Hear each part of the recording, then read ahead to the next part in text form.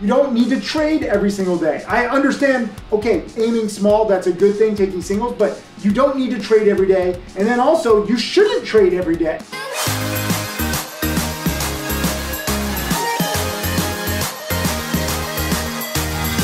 Go out and live! That too, okay, yeah, go out and live. You've been traveling all over the world. I've been traveling all over the world. Traveling, you know, some people say, oh, Tim, you're just lazy, you get to travel. For me, it helps me, not just because I love traveling, but it helps me with my mindset because it takes me away from this 9-to-5 job type mentality. I see a lot of people where they're like, okay, I'm gonna become a stock market expert 8 a.m. till 5 p.m. every single day. And that kind of sitting in front of your computer, I'm all for testing and trying new strategies, but if I'm in front of my computer too much, I start seeing patterns that aren't there. I start forcing trades because I'm sitting there and I want to make it worth it. For sure, yeah. So do you agree that traveling or taking time away from the screen is useful? I definitely think it can be useful.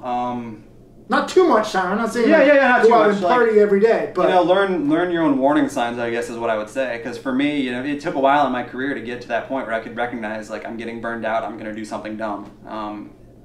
It happened like 3 or 4 times where I would take a big loss and then go on vacation before I finally figured it out and was like, okay, it's time for a vacation before I lose. Yes. So then you pay for the vacation by protecting yourself from that big loss. Right. So it actually pays for itself. Yeah. This is a very common thing. This is what you guys have to understand. This is not a normal 9-to-5 job. It is you versus you. It's very mental. It doesn't matter whether you made $9 million or you've made nothing. You have to master your own discipline and you have to try to get in tune with the market that's always changing. And that means that frankly, you have to start to think a little different because too many people, they're like, you know, I get pictures from students and they're like, I just want to make $100 a day. And I'm like, no, you don't need to trade every single day. I understand, okay, aiming small, that's a good thing, taking singles, but you don't need to trade every day. And then also, you shouldn't trade every day. Especially if you only have 1 or 2 good patterns, then you're just like, oh, I got to make $100 a day. Or some people put these goals, like I have to make $5,000 this month. Like, I prefer a big goal later on, and then it's like, what do you have to do to get to that big goal? And the answer that you inevitably come up with is partaking in 1 or 2 good patterns and, you know, trying to take big gains on those big patterns. I remember this early in my journey when I was kind of turning things around. I would be going through those days where I wouldn't make the trades and, you know, it would feel kind of unproductive because it was like, oh, I didn't make money today. And I learned along the way that every month I could really count on, you know, 2 to 3 elite setups. Yeah. Where it was something that, you know, I knew I would recognize and I knew I could nail. And so my months became about waiting for those setups.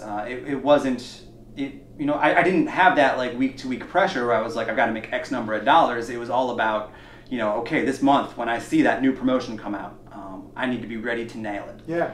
And that's really the pressure I'd say put on yourself is, you know, when you see your setup, be ready for it, but trust that will get you to your end of month goals. And in the meantime, while you're waiting for the setup, learn your setups. That too. And if like some people will say, well, how do you learn setups if there are no setups? That's when you study the past.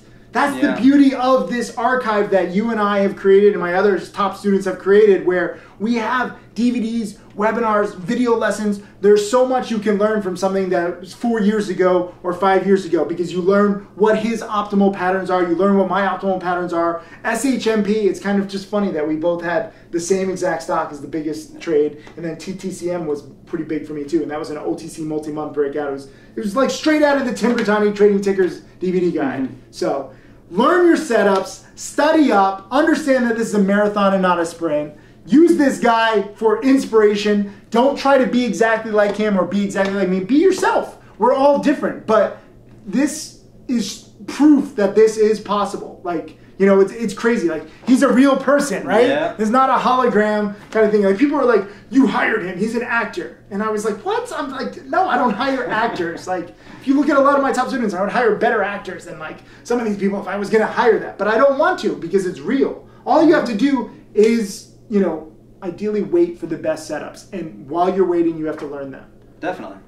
Hey, Tim Sykes, millionaire mentor and trader. Thank you for watching my videos. I hope that they help you. I want to share everything that I've learned over the years. You can check out more videos right over there. And also click subscribe so that you can watch all of these videos, get that knowledge, and become my next millionaire student.